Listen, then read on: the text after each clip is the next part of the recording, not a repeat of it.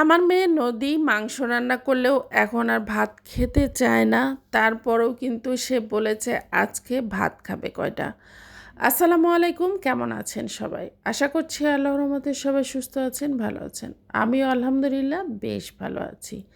তো যেটা বলছিলাম যে মাংস রান্না করলেও কিন্তু নদী আজকাল ভাত খায় না, কারণ হচ্ছে ও ডায়েটে আছে। অথচ সে আজকে আমার এই শুটকি রান্না বা ভর্তা দেখে বলেছে আম্মু আজকে আমি কয়টা ভাত খাবো।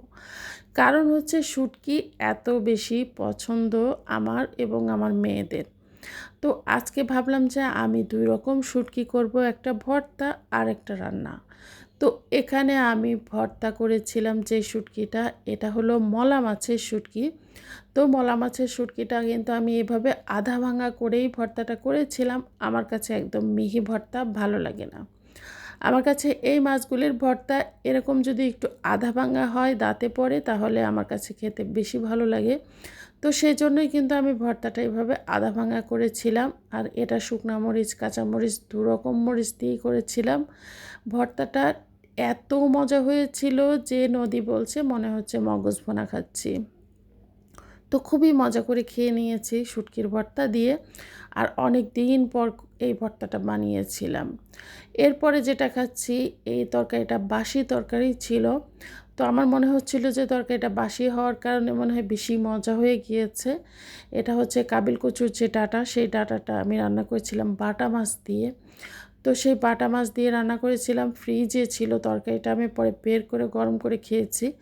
তো এত মজা লাগতেছিল, এমনিতেও এই তরকারিটা আমার অনেক বেশি প্রিয় তরকারি। আমি আলু দিয়ে আর এই কাবিল কচুর ডাঁটা দিয়ে অনেক বেশি করে পেঁয়াজ কাঁচামরিচ দিয়ে আমি হাতে মেখে একদম পুরপুরি করে ফেলি। এটা খেতে কিন্তু দারুণ লাগে আর একটুও গলা চুলকায় না, যেহেতু কাবিল কচুর ডাঁটা সেহেতু খেতে কিন্তু অনেক বেশি ভালো লাগে। আর একটু মিষ্টি মিষ্টি টাইপের এটা, কারণ হচ্ছে যে বেশি করে পেঁয়াজ দিয়েছি, তো সেজন্যই কিন্তু একটু বেশি মিষ্টি মিষ্টি লাগতেছে আর কি। আর অনেকেই বলেন যে আমার তরকারিতে নাকি আমি অনেক বেশি হলুদ দিই। বিশ্বাস করেন আমি পরিমাণ মতো হলুদ দিই। কিন্তু আমার এই হলুদটা না, মানে আমরা নিজেরা ভাঙাই নিয়ে আসা, যার কারণে হচ্ছে এটার কালারটা এত সুন্দর আসে। কেনা যেটা গুঁড়া কিনলে কিন্তু এত সুন্দর কালার আসবে না।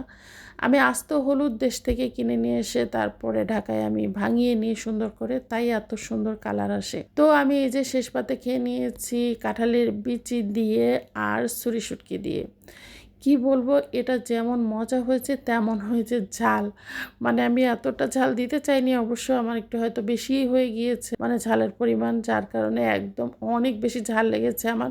তবে আমি শুষাইছি আর খেয়েছি, শুধুও খেয়েছি, মানে ভাত দিয়ে এতটা খাওয়ার পরেও আবার শেষ পাতে আমি অনেকটা তরকারি নিয়ে শুধু শুধু খেয়েছি আর শুষাইছি, মানে ঝাল লাগলে যে শুষানো বলে সেটা আর কি। মানে এত ঝাল লেগেছে তারপরেও বারবার খাচ্ছি। আর আমার কাছে কাঁঠালি বিচি দিয়ে এই যে কোনো শুটকি অনেক বেশি পছন্দ, আমার কাছে ভালো লাগে।